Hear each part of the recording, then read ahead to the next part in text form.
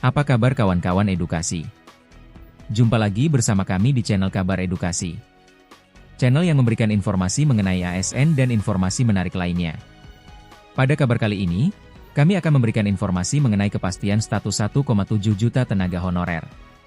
Namun, sebelum masuk ke pembahasannya, bagi teman-teman yang baru bergabung, silahkan untuk klik subscribe agar kawan-kawan edukasi sekalian selalu mendapatkan informasi update mengenai ASN dan kabar update terkini. Terima kasih. Di tengah gelombang pemutusan hubungan kerja, PHK, di berbagai sektor, pemerintah mengambil langkah untuk memberikan kepastian status kepada sekitar 1,7 juta tenaga honorer di Indonesia. Lewat kebijakan strategis, pemerintah memastikan tidak akan terjadi PHK massal bagi pegawai non-ASN, sebagai bagian dari penyelesaian masalah yang sudah berlangsung sejak tahun 2005. Meski demikian, proses reformasi ASN masih menghadapi banyak tantangan. Salah satunya adalah seleksi CPNS dan P3K yang belum optimal.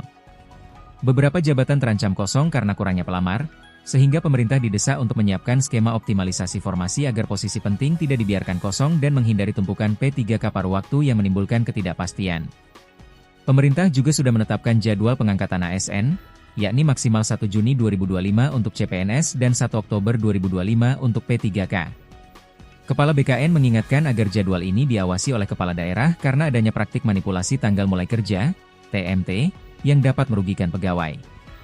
Isu penting lainnya adalah belum adanya jaminan pensiun bagi P3K, berbeda dengan PNS.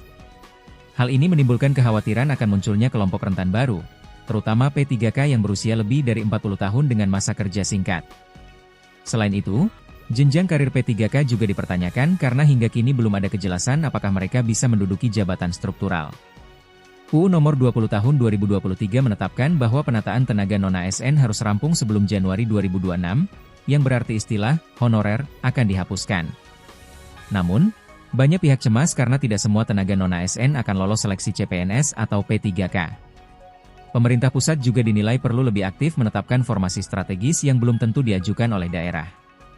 Kedepan, pemerintah tengah menyusun Grand Design ASN 2045 yang menyesuaikan diri dengan digitalisasi dan disrupsi teknologi. Semua langkah ini akan dituangkan dalam RPP Manajemen ASN. Tahun 2024 menjadi momen terakhir bagi penyelesaian masalah honorer secara menyeluruh, dengan harapan tahun 2026 menjadi awal baru ASN yang profesional dan sejahtera. Langkah pemerintah untuk tidak melakukan PHK massal dan memberikan kepastian bagi tenaga honorer patut diapresiasi, mengingat kontribusi mereka selama bertahun-tahun. Namun, kebijakan ini harus dibarengi dengan eksekusi yang konsisten dan transparan. Penetapan jadwal TMT dan upaya optimalisasi formasi merupakan langkah tepat, tetapi harus diiringi pengawasan yang ketat agar tidak terjadi manipulasi di lapangan. Pemerintah juga harus segera merumuskan jaminan hari tua dan jenjang karir bagi P3K, agar mereka tidak merasa sebagai ASN kelas 2. Kekhawatiran akan nasib tenaga non-ASN yang tidak lolos seleksi sangat relevan. Pemerintah harus menyiapkan skenario alternatif agar mereka tetap bisa berkontribusi tanpa melanggar ketentuan hukum yang berlaku. Dengan Grand Design ASN 2045, Indonesia memiliki kesempatan besar untuk menciptakan birokrasi yang adaptif dan kompeten. Namun semua ini hanya akan berhasil jika dilandasi oleh keberpihakan pada keadilan, pemerataan, dan keberlanjutan. Bagaimana menurut kawan-kawan edukasi sekalian? Tuliskan opinimu di kolom komentar.